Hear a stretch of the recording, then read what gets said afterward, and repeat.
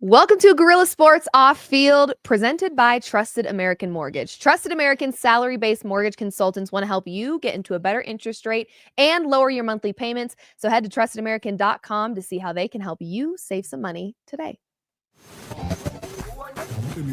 Hello and welcome in. Please do not leave your luggage unattended on the station.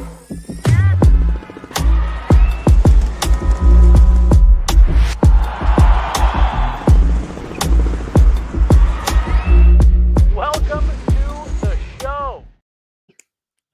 Welcome to Off Field for this Friday, January Friday. 17th. Happy Friday. We're 3 days away from Liv's birthday, as well as MLK Day, Inauguration Day, National Championship Day. There's a lot going on that day. My dad's birthday, you have the same birthday as my father. That's actually an honor. Yeah. I love that. Yeah, me too. Yeah, it's a big day. Yeah. You know? Yeah. Big. Very It's going to be important. cold, too. It will be gonna cold. But It's supposed to be really cold this weekend. Yeah. Like Yeah. so cold that it should be illegal, in my opinion. Just saying. I guess I don't know how you would legislate that, though. Yeah. If you're- like, Someone's got to pay Who's for getting this. arrested for that?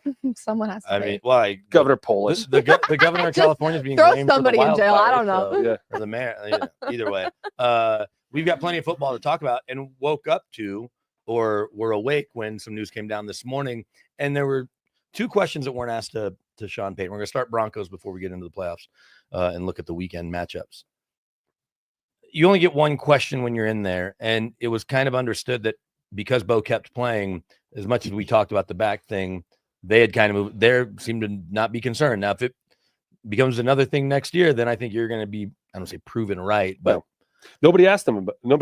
because I think that it was essentially explained like, yeah, it was painful for a while. It was pain tolerance. It's not debilitating. They're not worried that it's degenerative. It was something he experienced. And so that wasn't asked. And the other thing that wasn't asked was, and I was thinking about it more on the Vance Joseph side.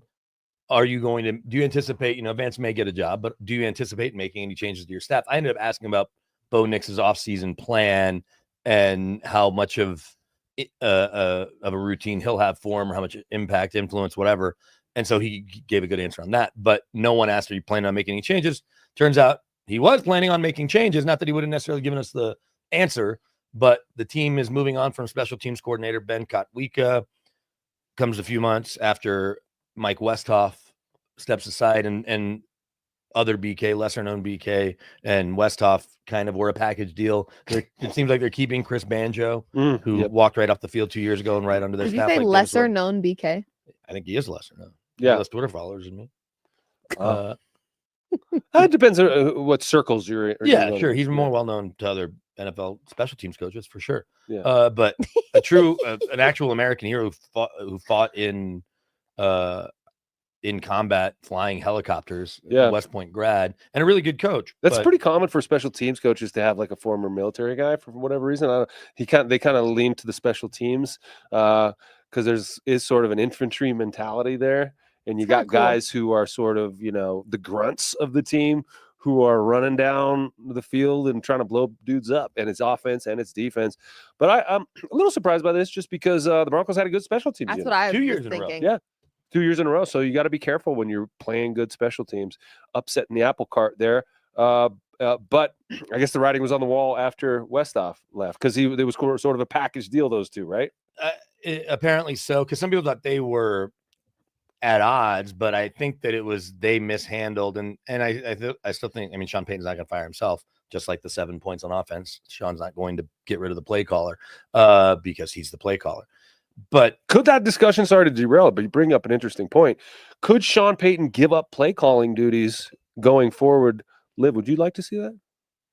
I actually felt like he improved as the season went on. If you would have asked me at the beginning of the season, I would have said yes. He needs to just let go of his stubbornness and give it up. But I don't know.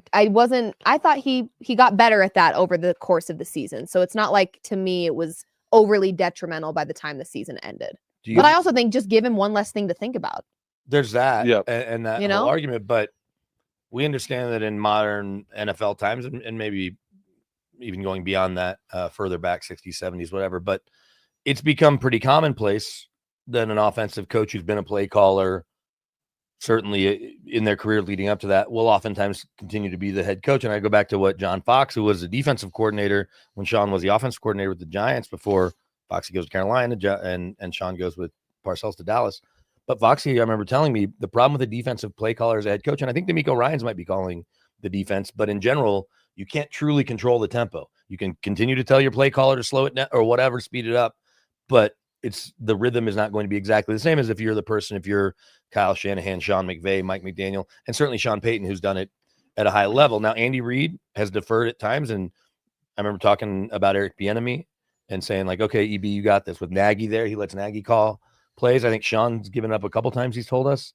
Well, Mike Shanahan, when I played here, Gary Kubiak was the play caller, and Mike would, be on the line, and he'd basically okay it going in, and he'd be able to veto a play that he didn't like. But for the most part, he was trying to be the CEO and manage the clock and, deal with the injured players and decide, personnel issues and look across the field and see what they're doing and kind of keep your mind on the big picture of the football game instead of what we're going to do on 2nd and 8, But Sean Payton, I think he did a pretty good job too, but he didn't run the damn football enough. Right. And so is he going to continue to make those mistakes? Yeah, if he's going to continue to be stubborn about the run game, he needs to give it up, because that to me is the one that's like the largest hole in this Broncos offense right now. I think that, of course, even the pass game, Bo Nix, they weren't all perfect. I think there's some improvements even Cortland Sutton, his most reliable receiver, can make in the offseason. But the run game was exceptionally non-existent.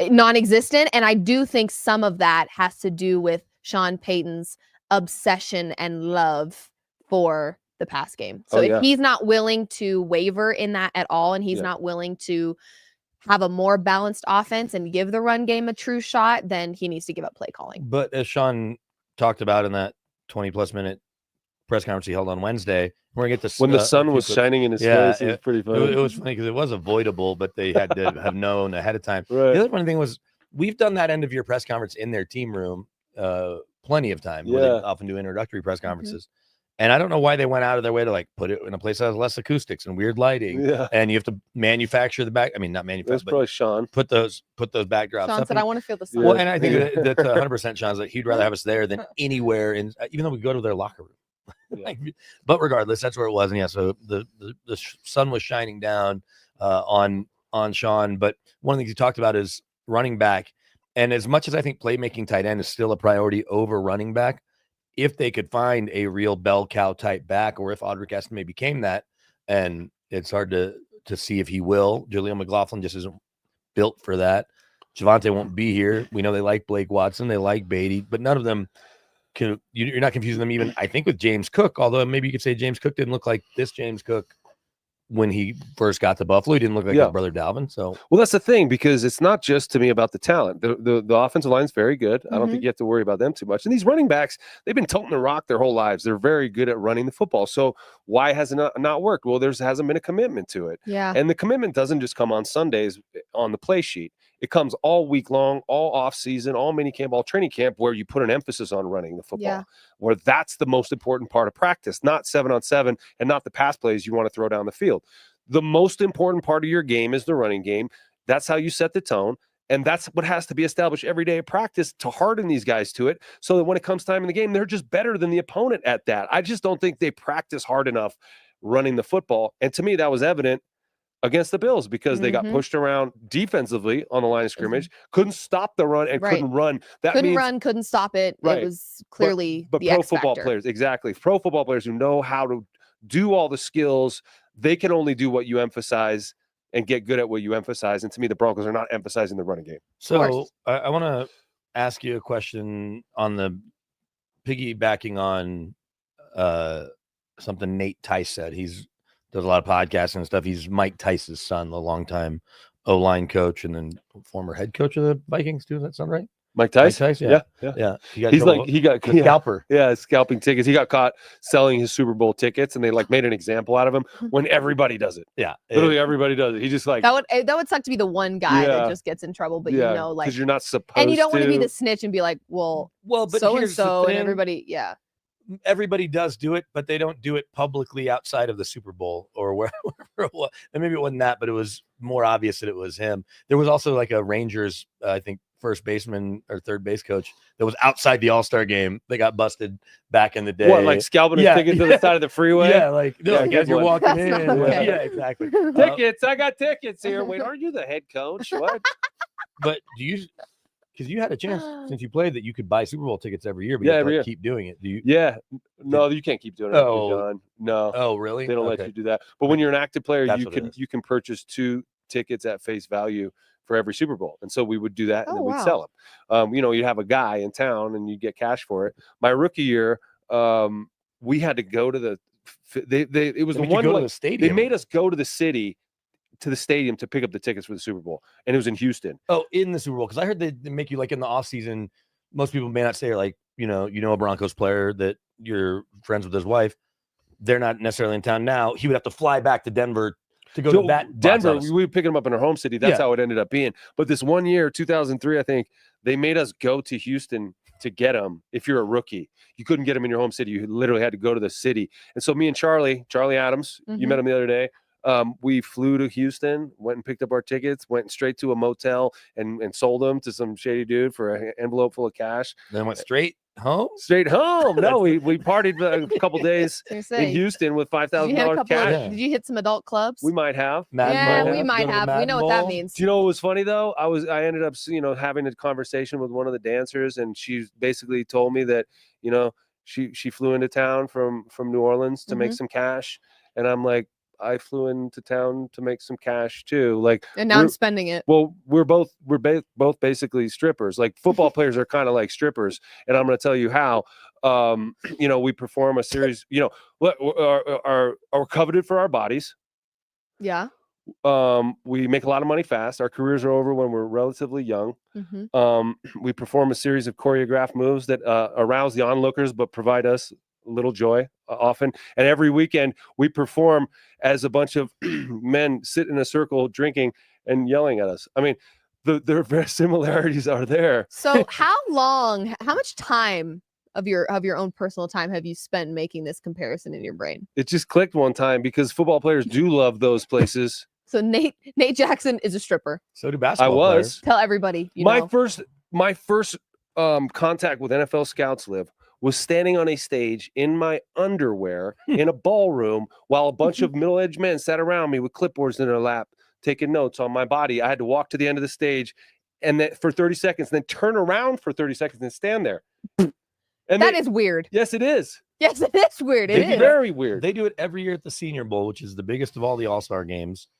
On the first morning before they start their workouts, all 150 players or whatever it is are on stage in a auditorium with scouts and media alike and personnel people and GMs even or head coaches, and they're literally writing like What are they really writing? 6 foot, Right. they do the wingspan, they do the height, they do the weight, and they're just there in essentially underwear. When I danced at TCU, we were called the TCU Showgirls.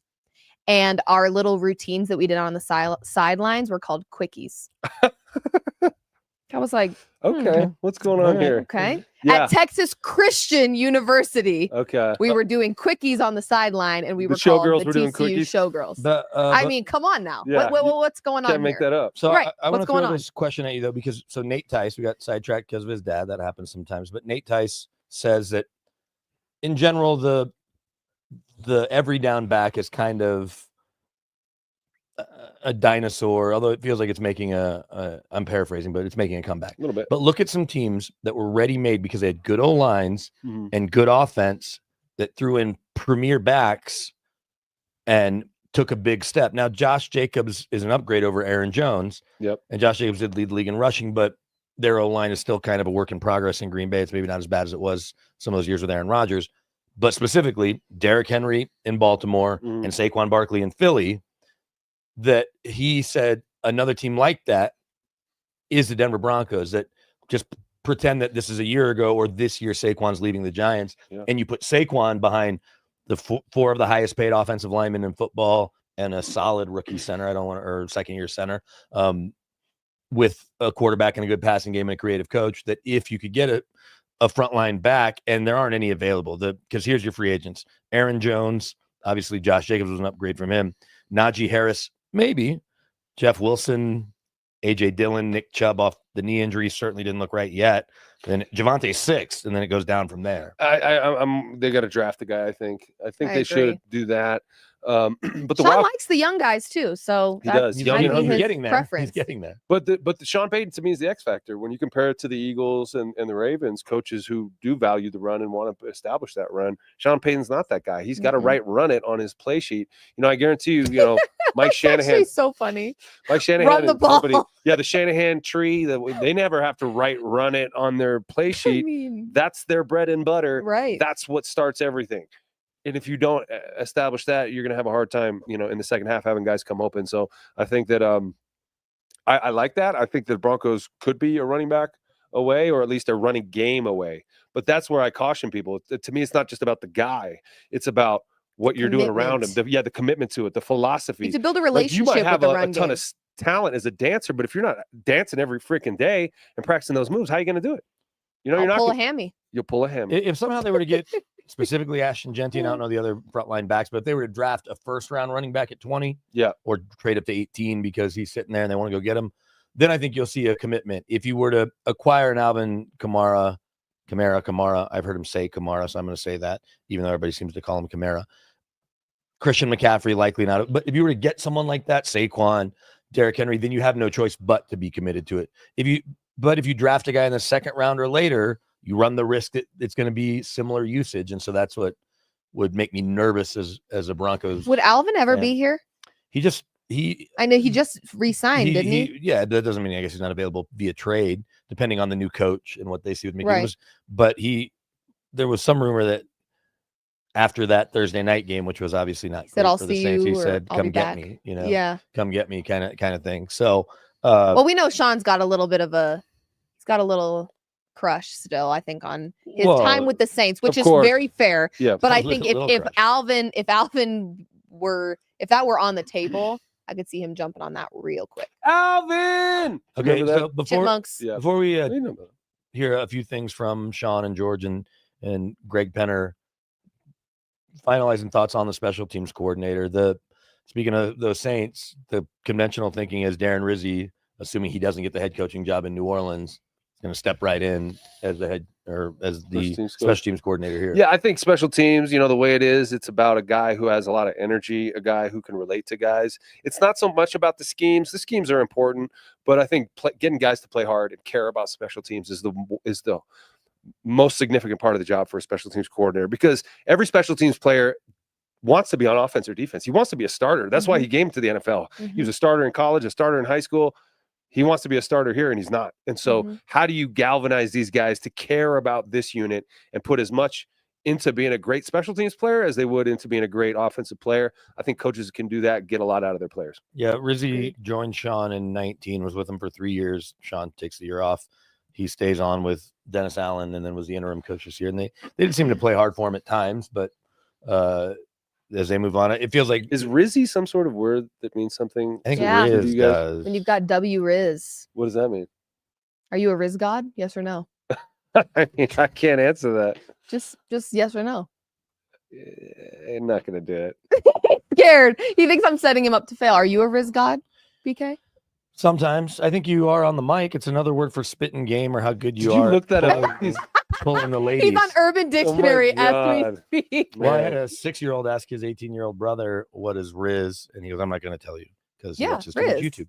I would say you probably know how to spit game. I I'll mean, spit a little game. In Houston, First of all, you got $5K in your pocket. I would That's right, assume that's it. assume as beautiful as your wife is, you had to spit some game to get her on board. Not saying that you're not cool and you have a lot of things to offer. I I'm definitely just had to saying. spit some game. No, I'm You not had to cool. spit some I'm not game. cool, and I don't really Your wife have is beautiful. Yes, she is. So I'm a lucky man. Yeah. So you do have Riz. Yes, I got Riz. For his wife only, he That's has right. Riz. That's Yeah. right. I think I qualify there too. I've got Riz. I Well, also have. I'm just I I'm a do Riz have god. I'm just going based on how my wife looks, is all, and how she could have done much better than me. Not true, BK. Either come way, on, man. the Handsome Broncos, fellow. the Yeah. Broncos are moving on from Ben Kotwica, who I think will have a job probably pretty quickly, as well as these new coaches settle into the 7 openings that are out there. Let's look back though at that Wednesday press conference. And we'll start with Sean Payton because he was asked something that I think several players were asked both after the game Sunday. I know Bo Nix and PS2 were, as well as when they do their locker cleanout Monday, is just how close do you feel like you are to these upper echelon teams? Looking backwards, we're looking ahead, and it starts with the division, and there's a lot of confidence in this team. If we could get past that game, the next game we had to play, we felt real good about. And so we're still not there yet, and yet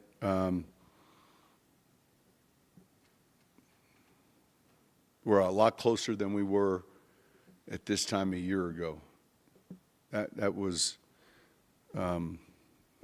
misery, sorrow, drudgery. Give me some other adjectives there. Just, God, that was brutal. Let's say that.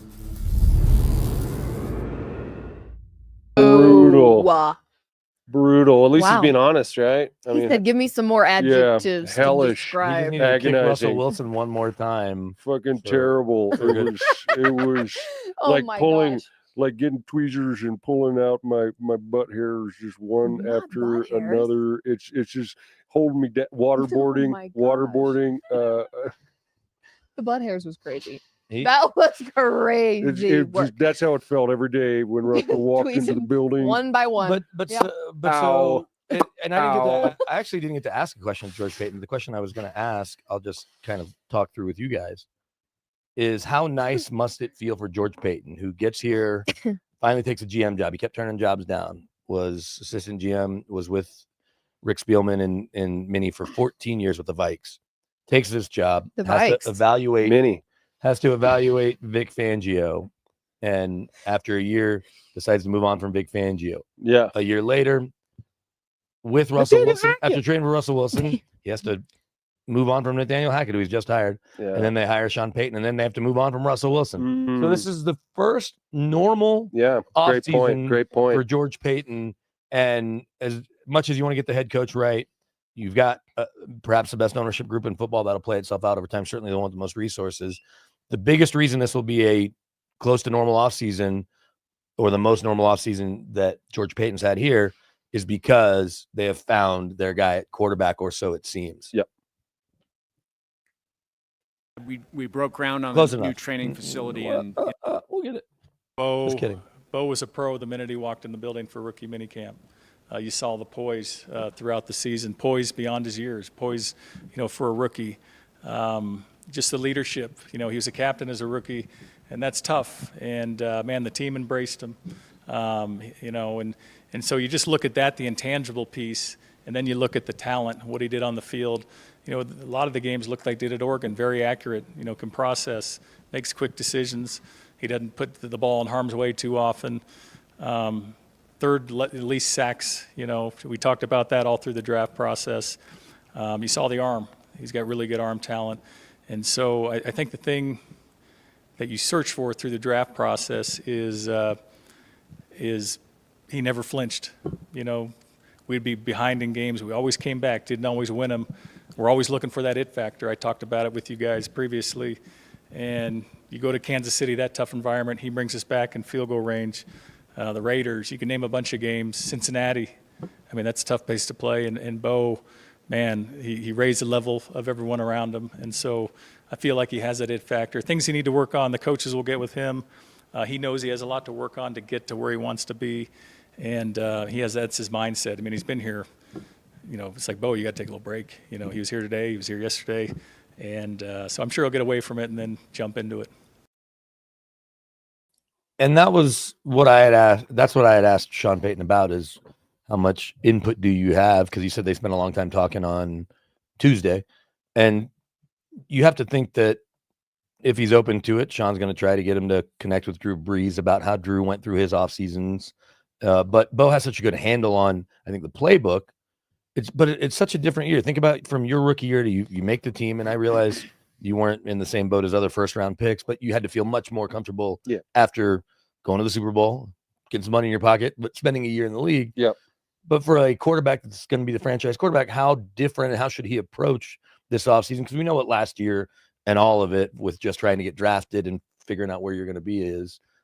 Yeah, there's so much unknown when you arrive on a new team. And for a guy like Bo, there's a lot of pressure, there's a lot of expectations, a lot of cameras in his face, a lot of people want to talk to him. He's getting to know the city, he's getting to know the locker room, his teammates, the staff, and there's all those elements of just the unknown that become known after your first year. So you're coming back to the facility, and you know where your locker is, you know where you like to park, you know the pooper that you like to use in the bathroom, you know everything about, well, not everything because it's only your second year, but also your coaches, what they expect of you, how long meetings are going to be, how much film you really have to watch versus how much you think you have to watch, what you actually, the kind of the way you expend your energy during the week and what it's going to take to prepare you and to know your body in this new system and your teammates.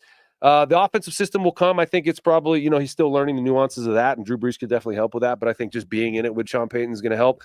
But then also, the stuff that George Payton talked about, the stuff he has to improve on, that's going to be like, reps are going to do that in games. He needs to step up in the pocket, and he needs to, instead of 3rd and 8, sense pressure and bail out, buy time in the pocket and get it to your guys. And I think that's what George is talking about, the footwork, the comfortability in the pocket, and be able to go through the reads. And so going to his injury, because I want to talk about the back a little bit, because those 3 transverse process fractures that he had in his back that he played with against the Browns, by all accounts, a really, really painful injury.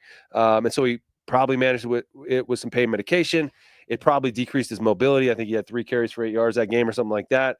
And so my concern is that, he relies on his athleticism and his ability to get out of the pocket. And that covers for some of his deficiencies as a rookie quarterback, not being able to step up in the pocket, process, and read.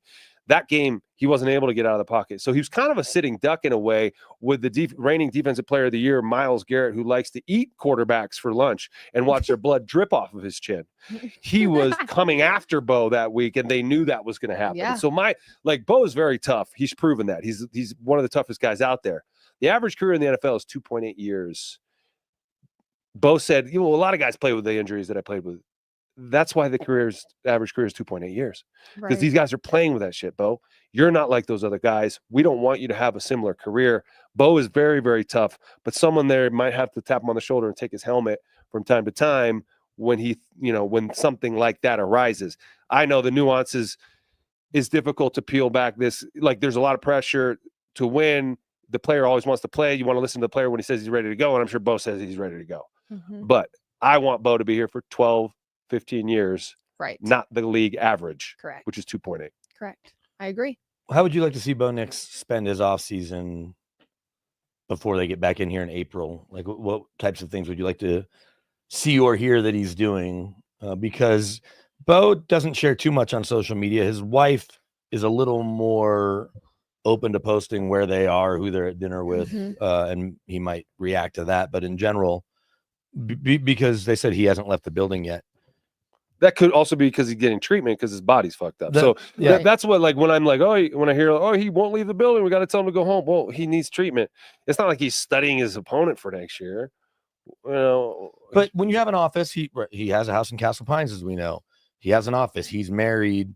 They don't have kids and are worried about school or any of that. But he has an office at the facility. No, I'm saying he has an office to go. How do you know that? The quarterback room is. I'm just saying he has a place to go. It's not like let's just go to a workout place and then I'll go to my apartment or my condo or my house and watch film. Although there's a good chance, like Peyton Manning had, and I'm sure lots of starting quarterbacks have. He does have an office where he sits and watches film at home.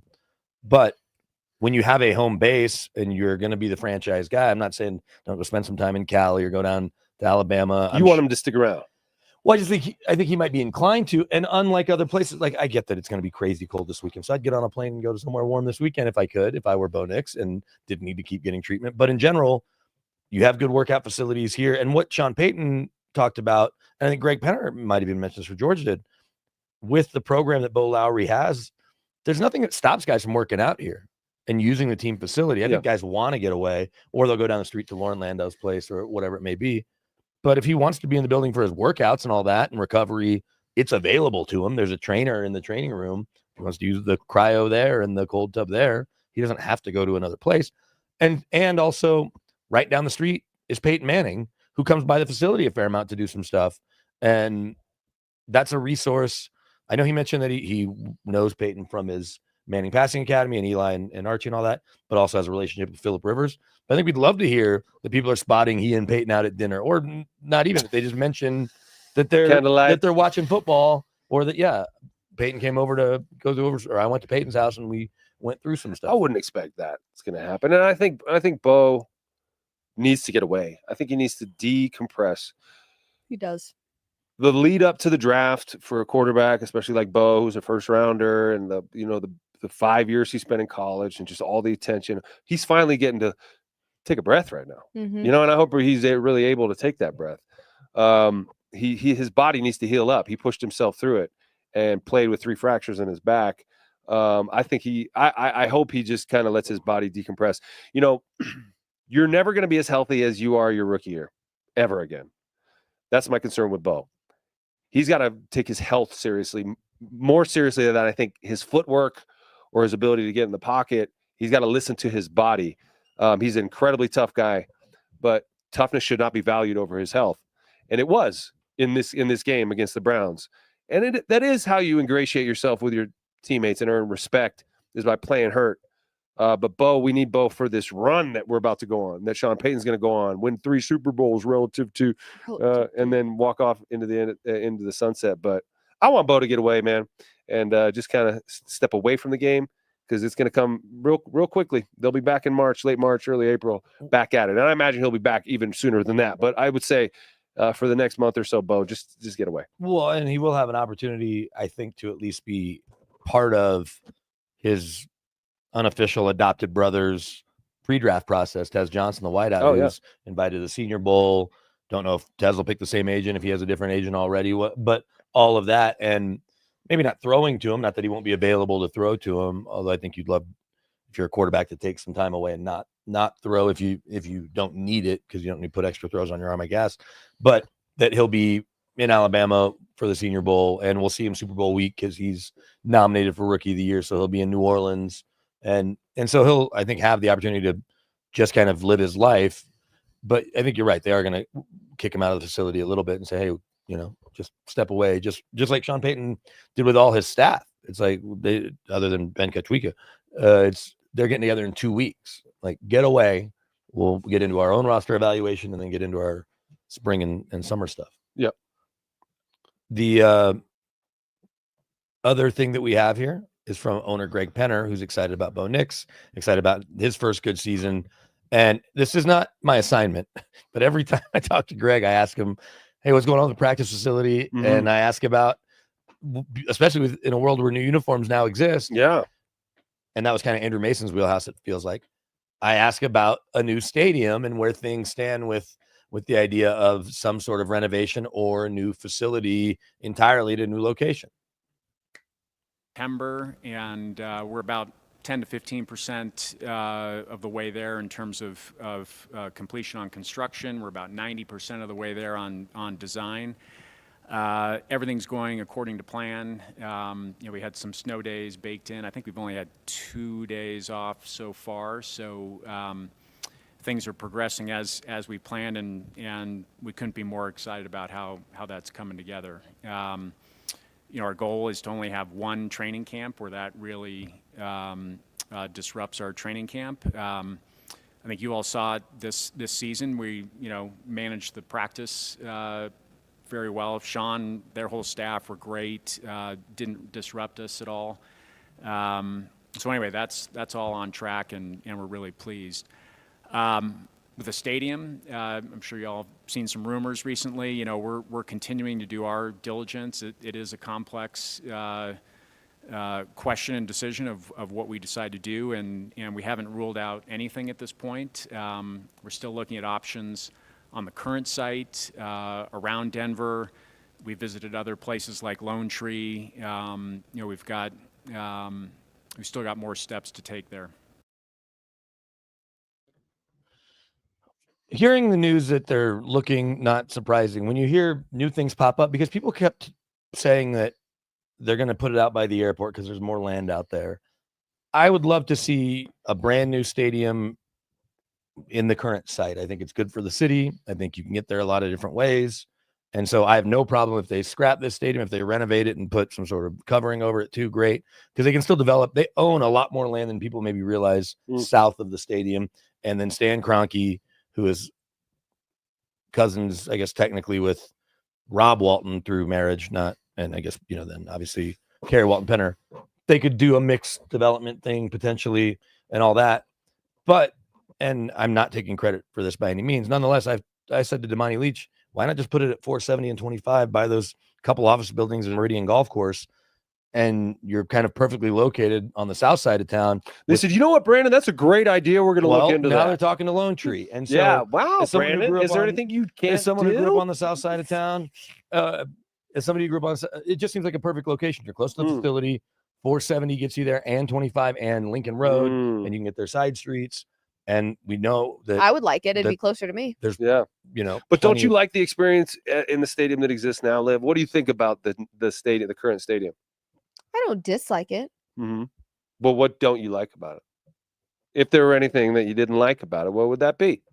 I don't know. I just think it feels fitting to upgrade and get a new stadium for this new era of Broncos football. And the reason they're going to They've do lost a lot in that current stadium. Oh, they come also on. won a lot. Too. They also They won have, but Peyton Manning this is era. but again, if you're keeping the Sean Payton mindset, this is a new Yeah. era of I think it's more Broncos football. about the Walton Penner family ownership group and truly keeping up with the Joneses. They build Yeah. Jerry World. They have a state-of-the-art practice facility. You want to make sure your team has that, which is why they're spending $300 or $400 They're doing million, that. 100%. And so they're building a new stadium, not whenever they build it, or completely upgrading and retrofitting this with a roof, not because they need to. It's not that they don't need more revenue, but when you're the richest ownership group, revenues are coming through all their it businesses. just makes sense given their But you're doing it to money. host a Super Bowl and to host the Final Four potentially and to host the biggest concert tours no matter what time of the year. They're not going to skip Denver because there might be a snowstorm in April. Denver's talking about having a women's basketball team. Like They're I not think going to play they're there. well, I understand. What I'm saying is you're transforming the city. You're trying to Yes. make Denver more relevant and popular, and you're trying to make Denver a legitimate sports 'cause you look city. at Can you throw that comment, that last comment up there by E Lozano? Current spot is the best. Lone Tree isn't bad. Lots of teams don't play in their exact city. Sure. Buffalo, Yeah, I mean, Dallas, Las Vegas, Bears, etc. The New York Niners as well. They're The not the Niners. San Francisco 49ers anymore. They're the Santa Clara 49ers. But I had some friends coming to town, and they went to the Colts game. I had my childhood friends and had never been to the stadium before. And they said how beautiful this stadium is. What an intimate, what an awesome place to watch a game. They were Beautiful. totally impressed by Empower Field, the field we're talking about demoing and building up a new shiny one. I just gotta, pumped. I want to be cautious about that because SoFi Stadium is the newest, shiniest, most expensive. They don't have a home field advantage, and the prices are through the roof. Well, that's based on the fans and the teams Okay. playing there because the Vikings have a new one. They have a home field Well, advantage. what's going to happen if you build a new stadium here and it has all the bells and whistles? You don't know what I'm going to say, so Oh, I'm just listening. I'm just saying. Yes. Yeah. I want to know all the lists. Is the prices are going to go way up, and you're going to price out a lot of really hardcore Broncos fans who've been at this for a long time, Mhm. and the new fans who are going to come in might not be as loud. They might not know their history. They might sell their tickets a lot easier. I'm just saying it ain't going to be the same feel as course these not. stadiums do that are a little older and have a little fewer bells and whistles. There's Vegas some is charm attached to having. there is Lambeau Field. You know what I mean? Yeah. Are they going to demo Lambeau Field and build like a big old spaceship next to it? But no, they won't. I'm doing quick math in my head, but I'm pretty sure at least west of the Mississippi, there, and depending on when Pittsburgh opened, they might be playing in like the second oldest stadium in the AFC or third behind Miami and Kansas City. Yeah. And it opened in 2001.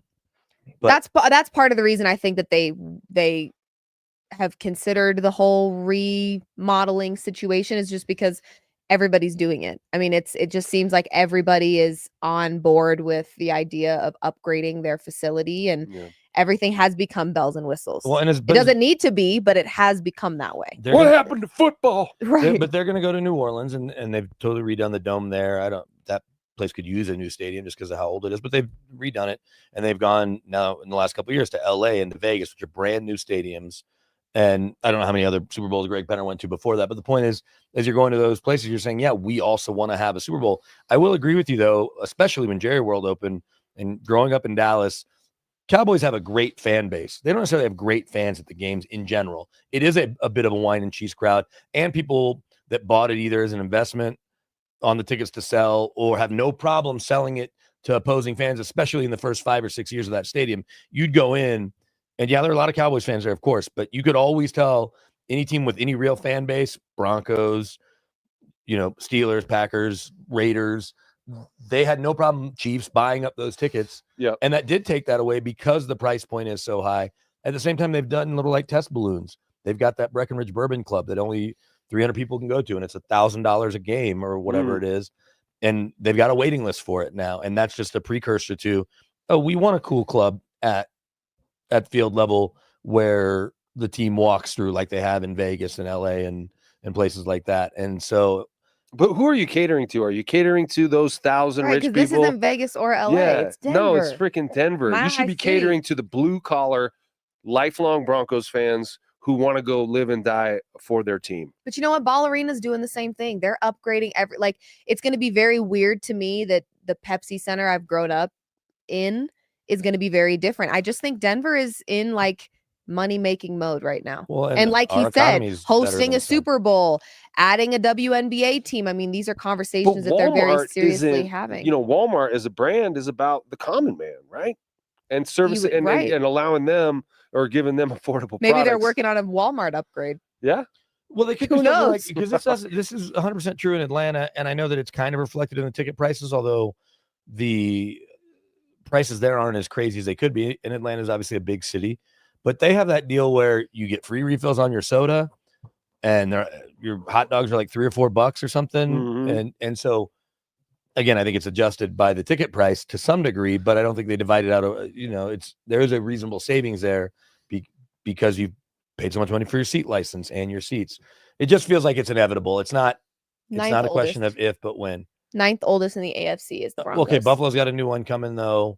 I guess Jags. You did say west of the Mississippi. I did say west of the Mississippi. And the Jags, the Ravens. 9th oldest. Ravens is older, huh? Okay, that makes sense. Buffalo are not west of the Mississippi.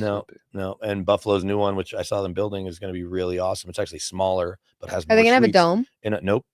They don't have the infrastructure to host a Super Bowl, so they don't even want to. They want to. They want to host an AFC title game in a blizzard and maintain the elemental factor. Give them, that's kind of their advantage in a lot of matchups. That's something that my guy Sal told me though the other day. They've got basically a canopy, kind of similar to what they have at Hard Rock, where 60% of the seats are now covered. Mm-hmm. So we see those people. Hey, we need volunteers to shovel the snow. I was just gonna say the only reason I would suggest a dome for them is the amount of labor that they have to do pregame with those blizzards is a lot. Where they're literally asking fans to come help. And I love that Bills Mafia shows up. Absolutely. So now they'll just have less to shovel, but on the field it will be a blizzard. And so if you've got Josh Allen and you've still got blizzard, that. They've got that advantage. Certainly if you're playing a team that exists in the warm weather. Let's look ahead to did you get one more thing? No. To the weekend and the matchups. Yeah, let's talk some playoffs. But before we get to the playoffs, I of course want to talk to you about Trusted American Mortgage. Oh, of course. How would you guys like to save some money? I know y'all spent plenty of money on the holidays. Way would you love too to save much. some money? I know everybody watching and listening. Go to trustedamerican.com right now to see how they can help you refinance your home and not have to make any mortgage payments for a couple of months after that refi. Go to Trusted American's Trusted American Salary-Based Mortgage Consultants. They'll help you get into a better interest rate and lower your monthly payments. And right now they'll cover the cost of your appraisal, which is approximately a $650 value. Wow. So look at that QR code above Liv. That would not be a good. Isn't it crazy how they can make so many different QR codes? QR codes are very interesting. Yeah. Whoever came up with that technology. Yeah. Trustedamerican.com. Yeah. I think his name's Steve QR. That's his name. Yeah. No, I think his name was Quentin Richardson. Yeah, Quentin Richardson, who's traded more than just about any player. He's traded 4 times in one offseason. Yeah. He's done well for himself. That QR. The guy who made QR as his Quentin Richardson.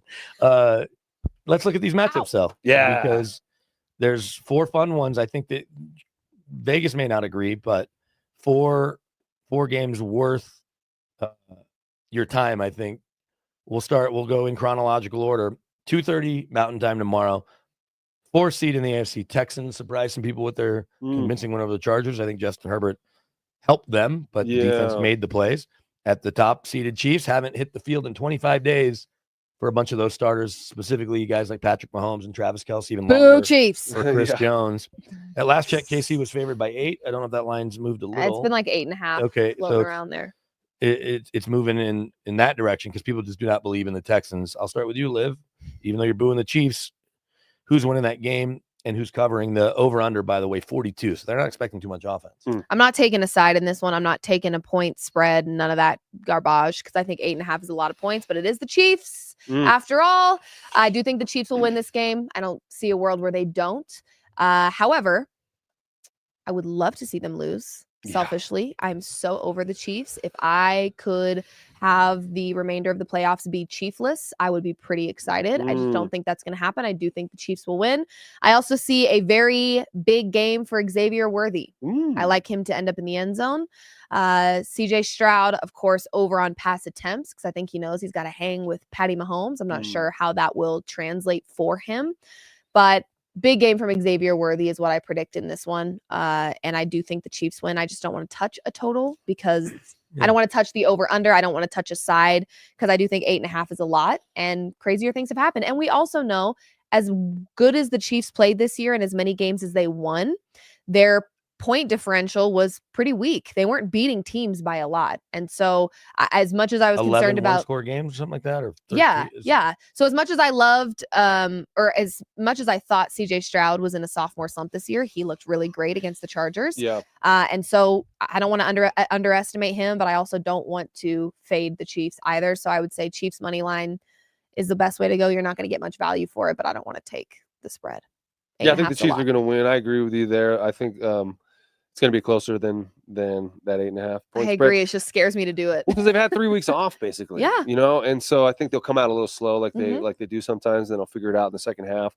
I see Joe Mixon having a good game, though. Agreed. And I don't think Patty Mahomes is going to put up some big numbers. I think they're just going to find a way to win, as they always do. Unfortunately, you're right. It does look like it. Even though it opened 7.5, was at 8 earlier in the week. It's now 8.5, kind of across the board. We know it's going to be cold pretty much everywhere, at least from this part of the country all the way to the East Coast. How about Shawnee Payton saying they'd like the matchup if they had beat the Bills? They were ready to go whoop up on the Chiefs. Chiefs fans are going to hold that against them next year when they play. Love that. Yeah, I know. You got to be careful what you say. The last time you went to Arrowhead, you had them beaten, and then obviously a heck of a play by them. Unfortunate field goal block situation, and Ben Cusby gets out of a job. But the weather is going to be cold, no precipitation, so no snow, not crazy wind. 22 degrees though at kickoff, 21, 22 degrees. I'm with you there all the way. I like the Chiefs, but I don't know if they cover.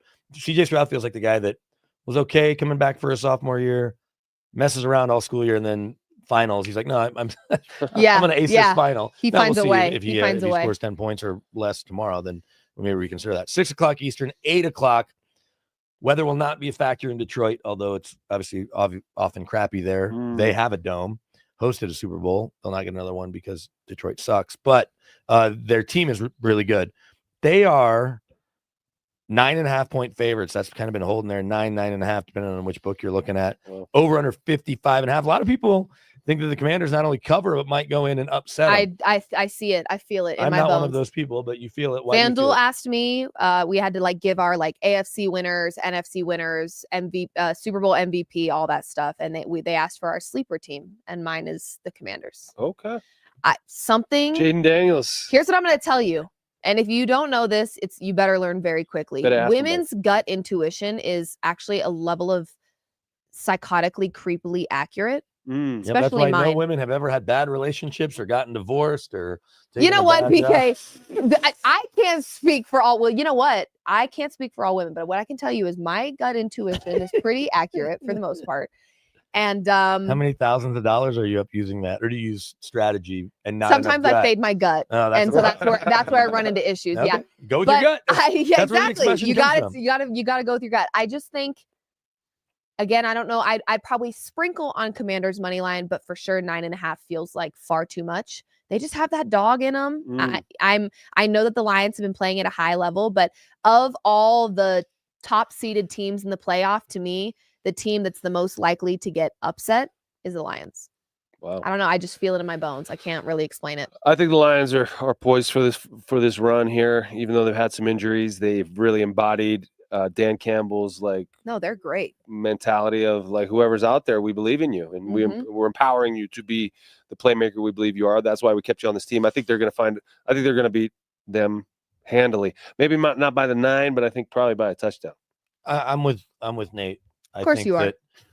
Oh, by the way, the one we had a dispute on, the Rams and the Vikings, what ended up happening with that game? You know what? I did do not go with also my recall both of you thinking that the Jags were going to be lights out this season, and they absolutely lights out. I don't know if weren't. lights out was- So why don't you guys just relax? They were all literally right? lights out. I think, yeah. No, they were horrible. They turned the That's lights what I off mean, and like, Doug they were Reed poo-poo left the caca. office, and Really bad. Double poop. Yeah. Okay. Trevor Lawrence Anyway, welcomed a baby in, but also missed the last part of the year with a concussion and didn't play well before the concussion. But they were bad. I think the Lions win as well. But let's jump ahead to those aforementioned Rams. By the way, Yeah. if I am right in this, just know, it was my gut. Okay. Yeah. There's no strategy involved here. And It's if you're literally wrong, I would gut. say you should have faded your gut. I did not do that last week. I thought that the wildfires and relocating and all this stuff was going to become a problem unless the Rams did exactly what the Lions did and just blitzed Sam Darnold all day. They didn't even need to. They just got there with 4. And so it'll be interesting to see how the Vikings approach their O-line. If our old pal Chris Cooper, who's the O-line coach there, your old teammate, he's the O-line coach in Minnesota. They've got some work to do. Dalton Reisner and company did not look good the last 2 weeks. But the Rams win. They are 6-point dogs, and that stood firm since it opened. That line hasn't changed. In Philly, your over-under's 43.5. I do believe snow is in that forecast. I'll double-check that. But see, Nate, this we'll is a start with game you. in which my gut is telling me to take the underdog. I think the Rams are a little bit of a team of destiny right now. And they have experience here. They've won a Super Bowl in the last 5 years. They have Matt Stafford at the helm. They're finally pretty healthy on offense and played really well on defense against the Vikings. I like the Rams in this matchup. I like Saquon Barkley in this matchup. He's not a Ram. He's not. He can't do it all. Liv. It's going to start snowing Don't at you 9 a.m. don't challenge him now. He just might. He just might. No, It's going to snow all day during the game. This is going to be a very good matchup. I think Is 6 too many? Do you like the Rams to cover? based on what we saw from the Rams against a 14-3 team in the Vikings, yeah, I think that's a lot of points. It does feel like a lot of points. I And mean, they played great. I was really down on Jalen Hurts based on people I had talked to. And then we heard about his leadership skills and all that. And then he didn't look great first couple years of his career. He obviously did look great, played at an MVP level when they went to the Super Bowl. Could have been the Super Bowl MVP, even in a loss. He was that good. Yeah. And had he gotten one more chance, perhaps he would have been the Super Bowl MVP and the Eagles would have beaten the Chiefs a couple of years ago. It feels like he's regressed. And that's why A.J. Brown has been frustrated. I'm not even going to worry about the book thing because apparently he does that every game. Really? Yeah. James Palmer wrote about it or had a tweet about it. He's like, here is a copy of the book and here's all the passages that he's highlighted that he showed me. So it wasn't. Apparently that book, like the sales of that book were up like 6,000% on Amazon. Yeah, after I heard everyone Mike saw what book Florio he and was reading. Dan Patrick, like, you got to go. He's like, I'm going down to Philly, see if I can get AJ to look at my book. Yeah. Bring it with him to the game. I love it. Right? Yeah, because Mike Florio wrote a shitty book that no one wants. He's written a couple. And he Well, keeps we're in- promoting it on his website. We're in such an influencer era. Like, it's so You'll easy take it where you to. get it if it's tied to revenue. Yeah, exactly. I think it's going to be a close game. I don't feel great picking the Rams, but I won't be surprised. Mm. I like them. I agree do with like them that. to cover. I agree I with like them that. to cover. I like them to cover. I don't love taking them on the money line, but like you said, wouldn't be shocked if they won that game. I would like to see Cooper Kupp have more than one catch or more than no catches.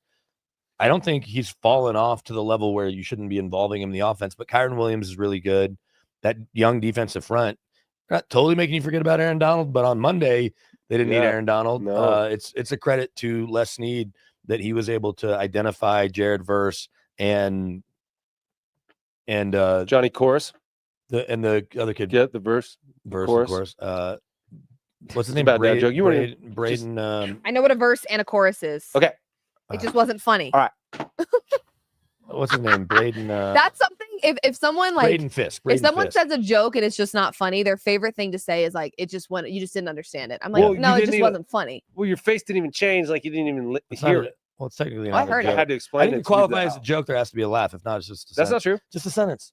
Right. It's just a So you're sentence. just saying sentences all day long, huh, BK? Except for the ones you laugh at, those become jokes, or at least funny one-liners. I don't know if I've ever laughed at one of yours. I think that's false. I You've definitely laughed. Run the haven't you? tape. No, I'm just kidding. did. That was all No, right. that We're- felt like we- a fake laugh. And then let's wrap things up with what we hope is the game of the weekend. And we've heard people say that they should just roll the MVP trophy out there, leave it at midfield, and the winner gets it. yeah. Lamar. Josh Lamar. Allen and the Bills and our pal Von Miller hosting those Yeah. Ravens. The Ravens, are they still a 1-point favorite? I haven't checked. I'm checking right now. I need the Ravens. to Ravens are win. still holding strong, 1 point. Some places even have it at 1.5. FanDuel being that place. Can I tell along you with why I need the Ravens? other places? I think they can give the Chiefs a harder time than the Bills. You think so? Yes. Over under 51 and a I do. half. Yeah. I really do. I think the Bills are great. They're 51. playing at a high level. Josh Allen, MVP level season, all season long. He's looked outstanding. But we know when it comes to playoffs, Playoffs. he's a little unproven when it comes to going head to head against the Chiefs. That's just the fact. Josh Allen. Yeah. Yes. I'm just But so spitting Lamar facts. lost to them last year. I too. understand, but Also I unproven. feel like I trust Lamar more Yeah. to Lamar take has care never of business. won in this round, ever. Okay. He has won his first playoff game. He has not won a second playoff game in the playoffs yet. Oh wow. Okay. Oh, that's not true. He's done it once because last year they hosted Okay, it. so your fact was false. But that's it. But he's So been you to lied. back. But So he's you been to lied. the playoffs like 4 times. Or he's been to this, and they've only advanced once beyond this round. I'm just telling Last you, year, and then they I got like the drubbed by the Ravens to take. I think the Ravens have a better shot at beating the Chiefs than the Bills do. It's snowing today and tomorrow in Buffalo. It doesn't look like it's snowing. A little bit of snow maybe before the game, and then I don't have premiumweather.com. So Well, you're not a weatherman, so that makes sense. Yeah. yeah, it's Actually, I think the Ravens have the better team. I think the Bills are going to win. I really do. Are they a team of destiny? I think so. I mean, I hope so. I mean, I hope whoever wins this game goes and beats the Chiefs and goes and plays well in the Super Bowl. But you don't think that's going to happen. I think that the You home You don't field- think that the Chiefs. You said you don't think that the Bills will Kickoff be able temperature 17 to degrees. get past the Chiefs I didn't Light say that. winds. when we did our post game. I've changed my mind. Okay. No, Change I your think mind. look, But again, you're right. what is the I just think when I'm talking about this game here with the Ravens and the Bills, I Right. think that the Bills having the home field advantage are going to win this game. I know it's tough, but I think so too. Look, being there the other day, it does have that college atmosphere. It did get quiet after that first touchdown. Bo Nix finally hitting Troy Franklin on a deep one. But then as the game went on, as they got into the second half, Bills Mafia was into it. And now instead of it kicking at 1, it's kicking at 4:30 Eastern. It's like I'm 3.5 more hours to drink and get lubed up because it was really, to say it was nice weather in Buffalo. I mean, I talked to you guys for a good 10, 12. yeah, you 15 didn't look like you were that cold. My hands weren't shaking. I had Yeah. to walk another 15 minutes to find an Uber. Yep. And it was pleasant, all things considered, for Buffalo in January. Yeah. It is not going to be pleasant. It's not going to Yeah. be brutal, but 17 degrees with the wind chill that's maybe going to feel a little, not crazy wind, 4 to 8 miles an hour. But nonetheless, it's not going to feel great. It's going to hurt a little more for. Yeah. I So gotta you go got to be more Ravens. lubed up if you're Bills Mafia. I gotta Yep, go Ravens. You're going Have to. Ravens. I Have don't. to. I don't. Have to. I don't feel convicted about either. I'm just going to go home field advantage, and I do think we'll see. We didn't see much the other day, but that Vaughn does have that left in his tank, and maybe not that he was saving it, but that you'll see Vaughn make a play, and maybe Lamar will run towards him and make his life easier, not intentionally, but I think I'm going to lean Bills. I don't want to bet it, but I guess it means that they cover. Ravens. Over under 51 I'm and a half? definitely the odd man out I today. think I like the over though. I think we will see some back and forth. I don't think it's going to be 13-10. John saying the Ravens can run the ball. That will be the difference. Maybe so. Did you see the Bills last game? They ran the heck out of the ball. The Ravens did. defense is a lot better on the back end. Talking to people that have scouted the Ravens recently, they've improved significantly on the back end. Moving Kyle Hamilton back to safety. Mhm. Nate Wiggins is healthy now. He wasn't healthy early in the year, their first round pick out of Clemson. Mm. So I think that the Ravens, nothing will surprise me in this game other than a 13-10 game, which just suck, I guess. Ravens. Ravens, Bills, reluctantly Bills. I also like both those quarterbacks. I think we all do. Duh. It would be fun to see both of them move on to an AFC title game. And it'd certainly be fun to see them beat the Chiefs. Part of me is like, oh, it'd be really cool because of how good Patrick Mahomes is. Sorry, Broncos fans. No one's ever won 3 in a row, and Patrick Mahomes is different than every quarterback we've ever seen. But it would also be cool to see the Bills and Lions get a first-time Super Bowl champ, or Lamar get to his first Super Bowl as a guy that's won 2 and perhaps a third MVP.